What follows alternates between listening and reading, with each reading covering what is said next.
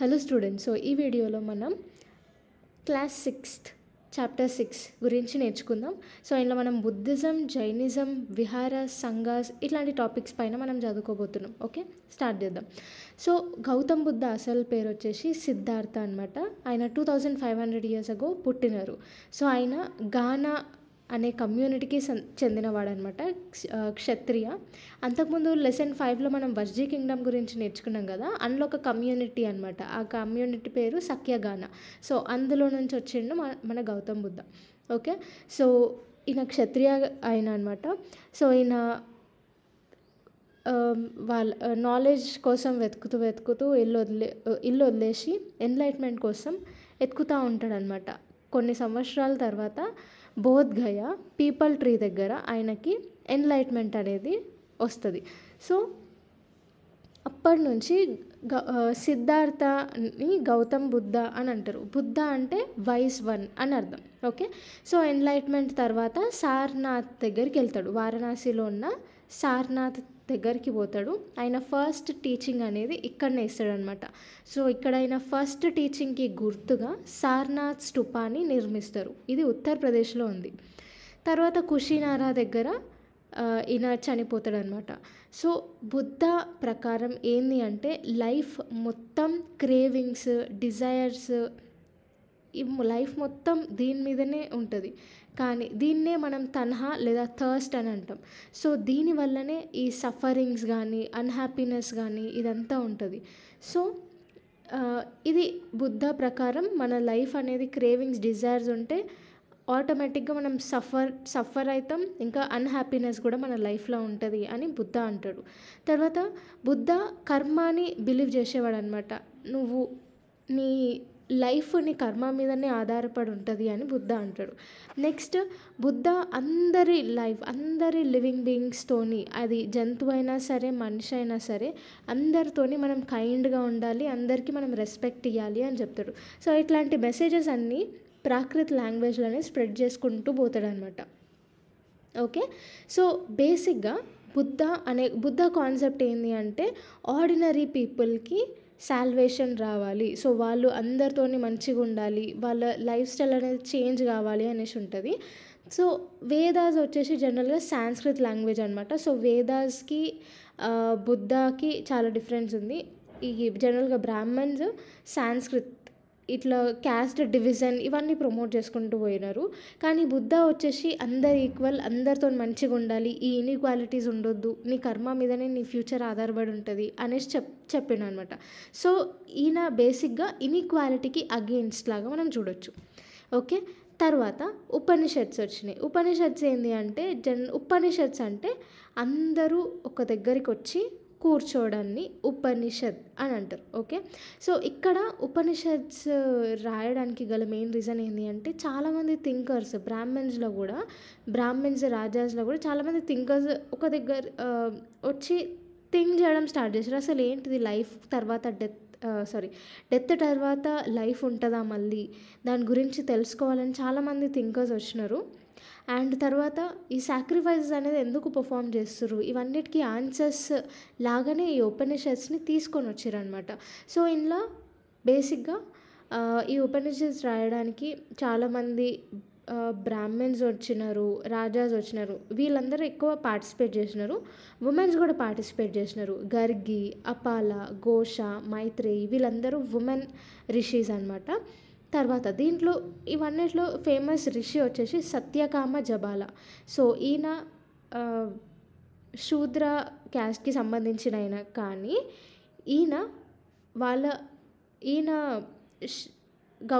గౌతమ మహర్షి ఈయనని శిష్యుల్లాగా తీసుకున్నాడు అనమాట. ఈయన ఫేమస్ అనమాట. ఈయన థింకింగ్ ప్రాసెస్ కూడా చాలా గొప్పగా ఉంటుంది. ఇవన్నీ ఒక దగ్గర రాసినారు, దాన్నే ఉపనిషత్స్ అంటారు. తర్వాత ఈ ఉపనిషత్స్లో ఏముంటుంది అంటే ఆత్మ ఇంకా బ్రహ్మాన్, ఆత్మని ఇండివిజువల్ సోల్ అని కూడా అంటారు, బ్రహ్మాన్ని యూనివర్సల్ సోల్ అని కూడా అంటారు. ప్రతి మనిషి, ప్రతి లివింగ్ బీయింగ్లో ఆత్మ అనేది ఉంటుంది. అండ్ ఆత్మ ఇంకా యూనివర్సల్ సోల్ ఒక్కటే, అదే పర్మనెంట్ ఈ భూమిలో అనేసి ఉపనిషత్స్ చెప్తుంది. ఈ ఉపనిషత్స్ తర్వాత వచ్చేసి శంకరాచార్య డెవలప్ చేసిండు అనమాట. నెక్స్ట్ మనం జైనిజం గురించి నేర్చుకుందాం. సో జైనిజం హెడ్ వచ్చేసి వర్ధమాన మహావీర. ఓకే. సో ఈ జైనిజం రిలీజియన్ని ప్రమోట్ చేయడంలో last person are 24th Tirthankara అని కూడా అంటారు. సో లాస్ట్ తీర్థంకర వచ్చేసి వర్ధమాన మహావీర. ఓకే. ఈయన 2500 ఇయర్స్ అగో ఉండే. ఓకే. ఇక్కడ ఒకటి మనం కంపేర్ చేసుకుంటూ పోవాలి. బుద్ధిజంలో గౌతమ్ బుద్ధ కూడా 2500 ఇయర్స్ అగోనే ఉండే. ఈయన కూడా అప్పుడే. సో వీళ్ళు సేమ్ లాంగ్వేజ్ యూజ్ చేస్తుండే, ఆర్డినరీ లాంగ్వేజ్ అనమాట. అక్కడ పీపుల్కి అర్థమయ్యే లాంగ్వేజ్, ప్రాకృత్ లాంగ్వేజ్ అనేది యూజ్ చేస్తుండే. అండ్ ఈయన కూడా వజ్జీ కింగ్డమ్కి చెందిన ఆయననే. సో అందులో గ్రూప్ ఆఫ్ రాజాస్ ఉంటుండే అని మనం నేర్చుకున్నాం కదా. సో అందులో లిచ్చావి డైనాస్టీకి సంబంధించిన క్షత్రియ ప్రిన్స్ వర్ధమాన మహావీర అనమాట. సో ఈయన 30 ఇయర్స్ ఉన్నప్పుడు ఆయన నాలెడ్జ్ గెయిన్ చేయడానికి ఇల్లుని వదిలేసిండు. తర్వాత 12 ఇయర్స్ తర్వాత ఎన్లైట్మెంట్ వచ్చింది ఆయనకి. సో ఆయన ఒక సింపుల్ డాక్టరీని ప్రపోజ్ చేసిండు. అదేంటి అంటే ఆడవాళ్ళు మగవాళ్ళు ఎవరైతే ట్రూత్ని తెలుసుకోవాలనుకుంటున్నారో ఫస్ట్ వాళ్ళ ఇల్లుల్ని వదిలేసి రావాలి. అండ్ అక్కడ ఒక రూల్ ఉంది. రూల్ ఏంటి అంటే వీళ్ళు స్ట్రిక్ట్గా అహింసని ఫాలో కావాలి. అహింస అంటే ఈవెన్ ఒక చిన్న పురుగుకి కూడా హాని చేయొద్దు. ఓకే. ఎవరిని హర్ట్ చేయొద్దు, ఎవరిని చంపొద్దు. సో ప్రాకృత్ లాంగ్వేజ్ ఈయన కూడా యూజ్ చేసిన ఉండే. సో అప్పట్లో ఒక్కొక్క రీజియన్లో ఒక్కొక్క ప్రాకృత్ లాంగ్వేజ్ ఉంటుండే అనమాట. సో మగధ టైం పీరియడ్లో అక్కడున్న ప్రాకృత్ లాంగ్వేజ్ వచ్చేసి మగధీ లాంగ్వేజ్. వేరే రీజియన్లో కూడా అక్కడ ఉన్న లోకల్ లాంగ్వేజ్ని ప్రాకృత్ లాంగ్వేజే అని అంటుండే. సో ప్రాకృత్ లాంగ్వేజ్ అనేది రీజియన్కి మారుతూ వస్తుండే. ఓకే. సో ఈ వర్ధమాన మహావీరాన్ని ఫాలో చేసేవాళ్ళు జైనాస్ అని అంటారు అనమాట. సో వాళ్ళు జైనాస్ ఫాలోవర్స్ ఎవరైతే ఉన్నారో ఈ డాక్టరీని ఫాలో అవ్వేటోళ్ళు ఈ 5 ప్రిన్సిపల్స్ని పక్కా ఫాలో కావాలి. అదేంటి అంటే ఫస్ట్ సింపుల్ లైఫ్లో జీవించాలి. సో ఫుడ్ కోసం భిక్షం ఎత్తుకోవాలన్నమాట. సెకండ్ వచ్చేసి అబ్సల్యూట్గా మనం హానెస్ట్గా ఉండాలి. నెక్స్ట్ ఏమీ దొంగతనం చేయొద్దు. కంప్లీట్గా సిలబసీ మెయింటైన్ చేయాలి. సిలబసీ అంటే ఏంది? బ్రహ్మచర్యం మెయింటైన్ చేయాలి. ఫిఫ్త్ వచ్చేసి మెన్ ఎవరైతే ఫాలో అవుతున్నారో వాళ్ళు అన్నిటినీ వదులుకోవాలన్నమాట. ఈవెన్ వాళ్ళ ఒంటి మీద ఉన్న దుస్తులతో సహా వదులుకోవాలి. సో చాలామంది జాయిన్ అయినారు, కానీ ఎక్కువ మంది సపోర్ట్ చేసిర్రు అనమాట. ఈ సపోర్ట్ చేయడంలో మేజర్గా ట్రేడర్స్ ఎక్కువ ఉండే అనమాట. సో వీళ్ళందరినీ ఎవరైతే జైనాస్ లాగా మారినారో వాళ్ళకి ఫుడ్ సప్లై చేస్తుండే, వాళ్ళకి ఏమేమి అవసరం ఉన్నాయో వాళ్ళందరూ సపోర్ట్ చేస్తుండే అనమాట వేరే వాళ్ళు. సో జనరల్గా ఇట్లాంటి జైనిజంని ఫాలో కావడానికి మేజర్గా ఫార్మర్స్కి ఇబ్బంది అవుతుండే అనమాట. ఎందుకంటే వాళ్ళు పొలం పండిస్తున్నప్పుడు జనరల్గా పొలంకి పురుగు పట్టుకుంటే ఆ పురుగుని చంపేసేయాలి. సో ఈ రూల్స్ ఏంది? ఒక్క చీమకి అహింస అనేది స్ట్రిక్ట్గా ఫాలో కావాలి. ఎవరిని హర్ట్ చేయదు, ఏ లివింగ్ బీయింగ్ని చంపొద్దు అని ఉంది. సో ఫార్మర్స్ అనేవాళ్ళు బేసిక్గా ఈ రిలీజియన్ ఫాలో కావాలా లేదా వాళ్ళు ఫాలో అయినా కానీ వాళ్ళకి కొంచెం కష్టంగా ఉంటుండే అనమాట. సో జైనిజం మేజర్గా నార్త్ ఇండియాలో స్ప్రెడ్ అయింది, గుజరాత్లో స్ప్రెడ్ అయింది, మళ్ళీ తమిళనాడు, కర్ణాటకలో స్ప్రెడ్ అవుతూ వస్తుందన్నమాట. నెక్స్ట్ మహావీర టీచింగ్స్ మేజర్గా అంతకుముందు 2500 ఇయర్స్ అగో ఓవరాల్గానే చెప్పుకుంటూ పోయినారనమాట. తర్వాత 1500 ఇయర్స్ అగో అవన్నిటినీ రాయడం స్టార్ట్ చేసినారు. ఎక్కడ రాసినారు అంటే వల్లాబీ అనే ప్లేస్లో రాసినారనమాట. గుజరాత్లో ఉంది ఈ వల్లాబీ ప్లేస్. నెక్స్ట్ కాన్సెప్ట్ వచ్చేసి సంఘ. సో ఇక్కడ మనము ఈ followers, Buddhism followers, Jainism followers వీళ్ళందరూ గుంపులుగా ఉంటుండే అనమాట. సో వీళ్ళందరూ ఒక సంఘంలాగా ఏర్పడతారు. సో బుద్ధిస్ట్ సంఘ, డిఫరెంట్ సంఘాస్ ఉంటాయిగా, ఆ సంఘాస్ అన్నిటినీ అసోసియేషన్స్ అని కూడా అంటారు.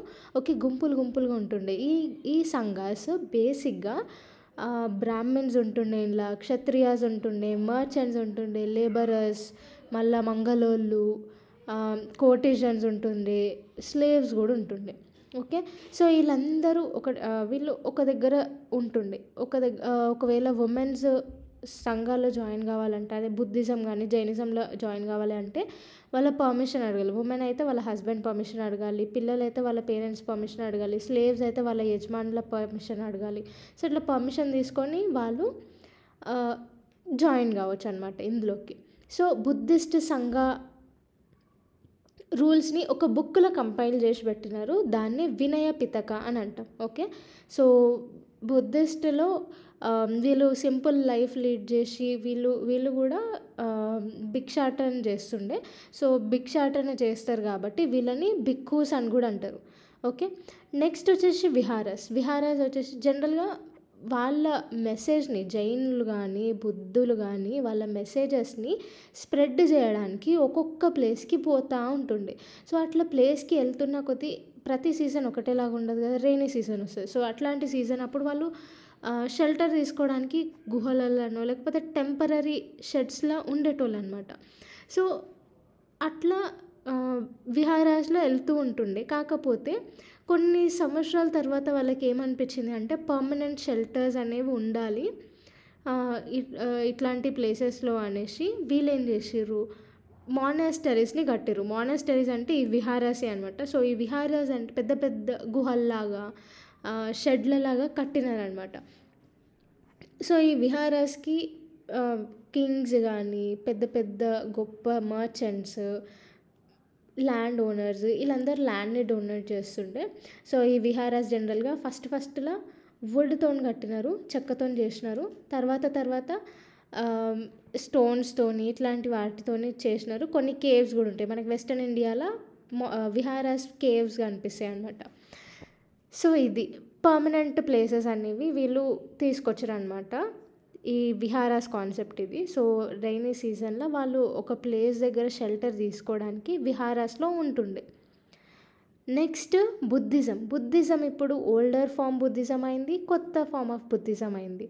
సో పాత బుద్ధిజంని థెరవాద బుద్ధిజం అంటారు, కొత్త ఫామ్ ఆఫ్ బుద్ధిజంని మహాయాన బుద్ధిజం అంటారు. సో దానికి డిఫరెన్స్ ఏంటి అంటే, థెరవాద బుద్ధిజం ఓల్డర్ బుద్ధిజంలో బుద్ధాని ఒక సైన్ని బట్టి లేకపోతే ఒక స్కల్ప్చర్ని బట్టి గుర్తు చేసుకుంటుండే అనమాట, వర్షిప్ చేస్తుండే. సో అంటే ఏంది సైన్ అంటే, ఇప్పుడు సపోజ్ బుద్ధ సారనాథ్ దగ్గర బుద్ధ బోధ్గయ దగ్గర పీపల్ ట్రీ కింద ఎన్లైట్మెంట్ అయినాడు. సో ఆ టైం పీరియడ్ని బుద్ధ ఫోటో అంటే బుద్ధ స్టాచ్యూని చూపించకుండా ఆ పీపల్ ట్రీని మెన్షన్ చేస్తుండే అనమాట. ఆ పీపల్ ట్రీ అంటే అర్థమైంది బుద్ధ అన్ని అర్థం చేసుకుంటుండే. అది ఓల్డర్ ఫామ్ ఆఫ్ బుద్ధిజం. కొత్త ఫామ్ ఆఫ్ బుద్ధిజం మహాయాన బుద్ధిజంలో ఏమైందంటే డైరెక్ట్ బుద్ధ శిల్పంని చెక్కినారనమాట. సో ఇట్లా డిఫరెన్స్ అనేది మెల్లమెల్లగా స్టార్ట్ అవ్వకుంటూ వస్తుంది. అండ్ ఇక్కడ కూడా అంతకుముందు ప్రాకృత్ లాంగ్వేజ్ యూజ్ చేస్తుండే, దాని తర్వాత మెల్లమెల్లగా వీళ్ళు కూడా సాంస్క్రిత్ లాంగ్వేజ్కి కన్వర్ట్ అయిపోయారు అనమాట. అట్లా బుద్ధిజంకి డిఫరెన్స్ అనేది చాలా చాలా పెరిగిపోయింది. కొత్త ఫామ్ ఆఫ్ బుద్ధిజం అయిపోయింది, ఓల్డర్ ఫామ్ ఆఫ్ బుద్ధిజం అయిపోయింది. సో ఈ బుద్ధ స్టాచ్యూస్ మేజర్గా మథుర, తక్షశిలలో మనకి కనిపిస్తాయి. నెక్స్ట్ బోధిసత్వాస్ అంటే ఈ బుద్ధిస్ట్ ఫాలోవర్స్ ఉంటారు కదా, వీళ్ళందరూ ఒక ప్లేస్లో మెడిటేషన్ చేసుకొని భిక్షాటన చేసుకొని ఒక్కొక్క టైం పీరియడ్లో మెడిటేషన్ చేసుకొని భిక్షాటన చేసుకొని ఉంటుండే, వాళ్ళ లైఫ్ని చేస్తుండే. అట్లా ఒక 12-15 అట్లా కొన్ని ఇయర్స్ అయిన తర్వాత వాళ్ళకి కూడా ఎన్లైట్మెంట్ అటైన్ అవుతుంది. సో అట్లా ఎన్లైట్మెంట్ అయిన ఫాలోవర్స్ని బోధిసత్వాస్ అని అంటారు. ఓకే, సో వీళ్ళని కూడా మొక్కుకుంటారు అనమాట. స్పెషల్గా బోధిసత్వాస్ ఈ సెంట్రల్ ఏషియాలో, చైనాలో, కొరియా, జపాన్లో ఫేమస్ అనమాట. సో వీళ్ళు మెల్లమెల్లగా ఏమైంది అంటే, అంతకుముందుకి వీళ్ళు బోధిసత్వాస్ వాళ్ళకి ఎన్లైట్మెంట్ వచ్చిన తర్వాత వాళ్ళు ఒక్కరే ఉంటుండే, ఒక్కరే మెడిటేషన్ చేసుకొని ఒక్కరే ఉంటుండే. కానీ వీళ్ళు కూడా ప్రజలకి ఏమైనా నేర్పాలి అనేసి వీళ్ళు కూడా ప్రజలలో అట్లా తిరుగుతూ ఉంటుండే అనమాట. సో ఈ తర్వాత బుద్ధిజం వచ్చేసి మేజర్గా ఈ Sri Lanka, Myanmar, Thailand, south east Asia, ఇండోనేషియాలో పాపులర్ ఉంటుండే. ఓకే, సో బోధిసత్వాస్ ఈ areas China, Korea, Japan, central ఏషియాలో పాపులర్ అనమాట. సో దీనికి లెసన్ అయిపోయింది. కానీ ఒక బాక్సెస్ లాగా ఇంపార్టెంట్ పాయింట్స్ లాగా పెట్టినారు ఎన్సీఆర్టీ బుక్లో. సో దాని గురించి నేర్చుకుందాం ఇప్పుడు. మనకి 6 స్కూల్స్ ఆఫ్ ఫిలాసఫీ ఉంది. ఫస్ట్ది వచ్చేసి వైశేషిక ఫిలాసఫీ. దీన్ని రాసింది కొన్నడ మహర్షి. తర్వాత న్యాయ ఫిలాసఫీ, దీన్ని రాసింది గౌతమ మహర్షి. సంఖ్య ఫిలాసఫీ, దీన్ని రాసింది కపిల మహర్షి. యోగా, దీన్ని రాసింది పతంజలి మహర్షి. పూర్వమీమాంస, దీన్ని రాసింది జైమిని మహర్షి. వేదాంత ఫిలాసఫీ, దీన్ని రాసింది వ్యాస మహర్షి. ఓకే, సో ఇట్లా మనకి 6 స్కూల్స్ ఆఫ్ ఫిలాసఫీస్ ఉన్నాయి. సో పాణిని అంటే సాంస్క్రిట్ గ్రామర్ని ఇంట్రడ్యూస్ చేసిన పర్సన్. సో ఈయన అష్టాధ్యాయి అనే బుక్ రాసిండు. సో ఈ బుక్ మొత్తం సాంస్క్రిట్ గ్రామర్ మీద ఉంటుంది. నెక్స్ట్ పాయింట్ వచ్చేసి పిల్గ్రిమ్స్ అంటే ఇట్లా హోలీ ప్లేసెస్కి విజిట్ అయితేనే ఉంటారు, వాళ్ళనే పిల్గ్రిమ్స్ అని అంటారు. సో బుద్ధిస్ట్ టైం పీరియడ్లో ఇది చైనాకి కూడా స్ప్రెడ్ అయింది కదా బుద్ధిజం. సో చైనా నుంచి బుద్ధిస్ట్ పిల్గ్రిమ్స్ మన ఇండియాకి వచ్చినారు, ఎందుకంటే బుద్ధిజం పుట్టింది మన ఇండియాలోనే. సో వాళ్ళు ఇక్కడికి వచ్చి హోలీ ప్లేసెస్ని విజిట్ చేసారు అనమాట. హోలీ ప్లేసెస్ అంటే ఏముంటాయి బుద్ధిజంకి సంబంధించి? సారనాథ్ స్థూపా ఉంటుంది, బోధ్గయ ఉంటుంది. ఓకే, సో సారనాథ్ స్థూపా వచ్చేసి ఉత్తరప్రదేశ్లో ఉంటుంది, బోధ్గయ వచ్చేసి బీహార్లో ఉంటుంది. ఓకే, సో ఇక్కడ చూడు, సారనాథ్ స్థూపా ఉత్తరప్రదేశ్, మళ్ళీ బోధ్గయ బీహార్లో ఉంటుంది, పీపల్ ట్రీ. సో ఇక్కడ బుద్ధిస్ట్ పిల్గ్రిమ్స్లో ఇంపార్టెంట్ పర్సన్స్ ఎవరంటే 1600 years ago ఫాగ్జియన్ వచ్చిండు. తర్వాత హ్యూయాన్ జాంగ్ వచ్చిండు 1400 years ago. ఈయన వచ్చిన 50 సంవత్సరాల తర్వాత ఐ క్వింగ్ వచ్చిండు. Okay, around 1350 years ago. So next ashramas concept. So ashramas concept బేసిక్గా హిందూస్ ఫాలో అవుతుండే, బ్రాహ్మిన్స్, క్షత్రియాస్, వైశ్యాస్ ఈ ఆశ్రమాస్ కాన్సెప్ట్ ఫాలో అవుతుండే. జనరల్గా ఆ టైంలో 4 type ఆఫ్ ఆశ్రమాస్ ఉంటుండే. ఫస్ట్ది వచ్చేసి బ్రహ్మచర్య. ఎవరైతే ఎర్లీ ఏజెస్లో వేదాస్ నేర్చుకోవడానికి బ్రహ్మచర్యం ఫాలో అవుతుండే. సో ఇది ఒక టైప్ ఆఫ్ ఆశ్రమ. నెక్స్ట్ వచ్చేసి గృహస్థ అంటే ఎవరైతే మ్యారేజ్ చేసుకొని వాళ్ళ హౌస్ హోల్డ్ అంతా నిర్వహిస్తారో ఇదొక గృహస్థ ఆశ్రమ టైప్ ఆఫ్ ఉంటుండే. నెక్స్ట్ వనప్రస్థ, ఎవరైతే ఫారెస్ట్కి పోయి మెడిటేషన్ చేసుకుంటారో అట్లాంటి వాళ్ళకి వనప్రస్థ ఆశ్రమం ఉంటుండే.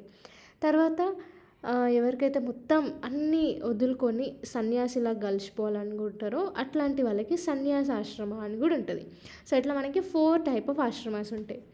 సో ఇది మొత్తానికి క్లాస్ చాప్టర్ 6. ఇప్పుడు క్వశ్చన్స్ చూద్దాం. సో ఇక్కడ ఫస్ట్ క్వశ్చన్ వచ్చేసి describe the ways in which the Buddha try to spread his message to the people. So Buddha ఎట్లా చెప్పిండు, మెసేజ్ పాస్ చేసిండు అంటే ఫస్ట్ ఈయన Prakrit language, ordinary language use చేసిండు. నెక్స్ట్ వచ్చేసి ఒక్క ప్లేస్ నుంచి ఇంకొక ప్లేస్కి వెళ్తూ ఆయన నాలెడ్జ్ని స్ప్రెడ్ చేసిండు. పీపుల్ అందరినీ నేను చెప్పింది యాజ్ ఇట్ ఈస్ ఫాలో కాకుండా నేను చెప్పింది ఒకసారి థింక్ చేసిన తర్వాత యాక్సెప్ట్ చేయండి అని ఆయన మెసేజెస్ అన్నీ అట్లా స్ప్రెడ్ చేసిండు అనమాట. సో ఇది ఫస్ట్ ఆన్సర్. నెక్స్ట్ వచ్చేసి ట్రూ ఆర్ ఫాల్స్. ఏ వచ్చేసి the Buddha encouraged animal sacrifices. లేదు, బుద్ధ యానిమల్ సాక్రిఫైజెస్ని ఎంకరేజ్ చేయలేదు, అన్న యానిమల్స్ని లివింగ్ బీయింగ్స్ని కైండ్గా ట్రీట్ చేయాలి అని చెప్తాడు. Okay, option A falls.